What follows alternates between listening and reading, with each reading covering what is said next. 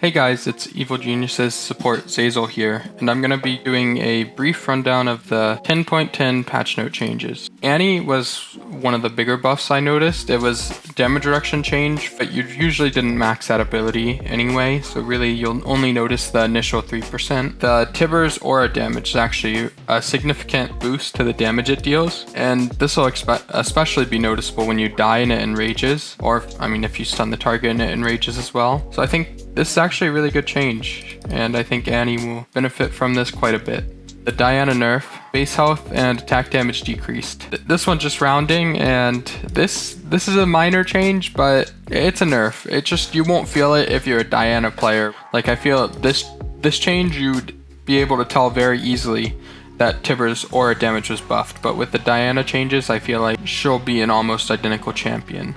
I really, E-base damage increased, so it's decent.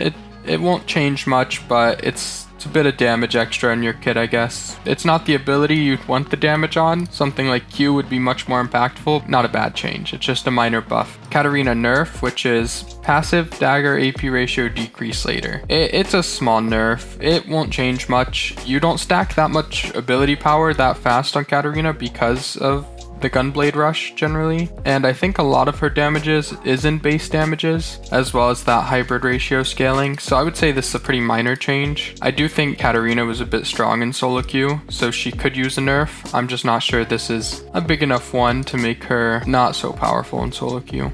And Kayn, passive Ras heal decreased. This is an interesting change because they spent so many patches just changing Kayn, trying to get him to be viable. It's relatively minor. I wouldn't say that this makes the champion much worse. I don't think you'll notice it that much, but it'll be there. Kled, Q cooldown increased. It's intended to nerf his early game, and you do max Q on Kled, so by level 9 it'll be the same, but until then, it's a pretty big nerf. It's not going to change the champion's status from such a strong champion in solo queue. It's interesting that they chose to nerf it in a different way than they buffed it, because what made Kled broken was the buff they added to his Q, where he applies a 60% grievous wounds. If they want to keep that unique mechanic, it makes sense to nerf something else other than that mechanic.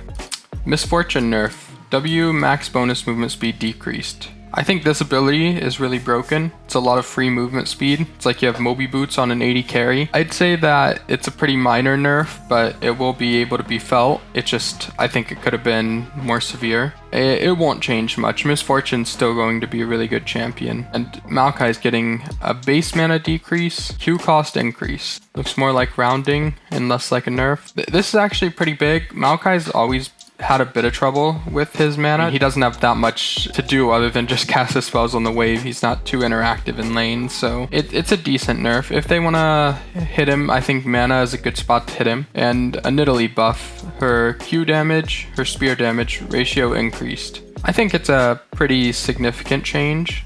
I'm not sure it's going to make her from a strong early game champ to a decent mid game champ. I think she'll still have that pretty big fall off in the mid to late game, but I think a buff was necessary to see the champion more. I really don't see Nidalee often. And Sivir had her E mana restore increased. This is actually really significant, especially in early lane phase. It'll make some matchups significantly better, like it'll make the Ezreal matchup better, it'll make the Caitlyn matchup better. I think this is actually a really nice change. It might solidify her more as a counter pick, but I think this is an overall good change for Sivir. And Soraka, Q base damage increased and W health cost reduction increased. I think combined with the additional health cost reduction from hitting your Q, this is actually a big change. I think this change will make Soraka significantly stronger. I think she might become a stronger counter pick in pro play from this for sure. Taric had his base health growth decreased and W bonus armor ratio decreased. These changes are actually pretty minor.